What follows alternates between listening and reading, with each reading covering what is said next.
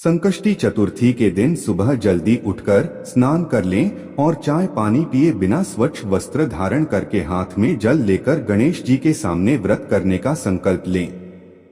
पूजा स्थल पर लकड़ी की चौकी पर पीला कपड़ा बिछाकर उस पर गणेश जी की प्रतिमा स्थापित करें। उसके बाद गणेश जी का अभिषेक करें, चंदन लगाएं और वस्त्र अर्पित करें। हिंदू धर्मशास्त्रों में माघ महीने का बहुत महत्व माना गया है।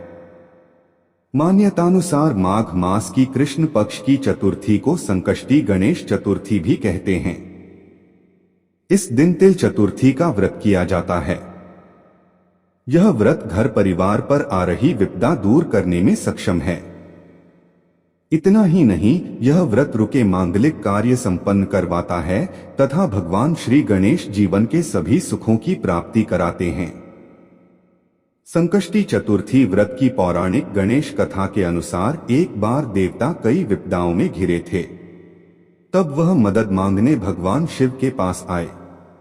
उस समय शिव के साथ कार्तिकेय तथा गणेश जी भी बैठे थे। देवताओं की बात सुनकर शिव जी ने कार्तिकेय व गणेश जी से पूछा कि तुम में से कौन देवताओं के कष्टों का निवारण कर सकता है। तब कार्तिकेय व गणेश जी दोनों ने ही स्वयं को इस कार्य के लिए सक्षम बताया। इस पर भगवान शिव ने दोनों की परीक्षा लेते हुए कहा कि तुम दोनों में से जो सबसे पहले पृथ्वी की परिक्रमा करके आएगा वही देवताओं की मदद करने जाएगा। भगवान शिव के मुख से यह वचन सुनते ही कार्तिकेय अपने वाहन मोर पर बैठकर पृथ्वी की परिक्रमा के लिए निकल गए। परंतु गणेश जी सोच में पड़ गए कि वह चूहे के ऊपर चढ़कर सारी पृथ्वी की परिक्रमा करेंगे तो इस कार्य में उन्हें बहुत समय लग जाएगा। तभी उन्हें एक उपाय सूझा। गणेश जी अपने स्थान से उठे और अपने माता पिता की 7 बार परिक्रमा करके वापस बैठ गए। परिक्रमा करके लौटने पर कार्तिकेय स्वयं को विजेता बताने लगे। तब शिव जी ने श्री गणेश से पृथ्वी की परिक्रमा न करने का कारण पूछा। तब उन्होंने कहा, माता पिता के चरणों में ही समस्त लोक हैं। यह सुनकर भगवान शिव ने गणेश जी को देवताओं के संकट दूर करने की आज्ञा दी।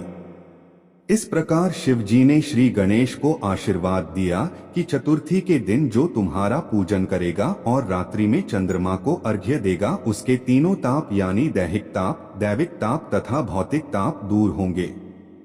इस व्रत से व्रतधारी के सभी तरह के दुख दूर होंगे और उसे जीवन के भौतिक सुखों की प्राप्ति होगी। चारों तरफ से मनुष्य की ख्याति तथा सुख समृद्धि बढ़ेगी तथा पुत्र पौत्रादि धनैश्वर्य की कमी नहीं रहेगी। अतः यह चतुर्थी हर विपदा दूर करने वाली मानी जाती है।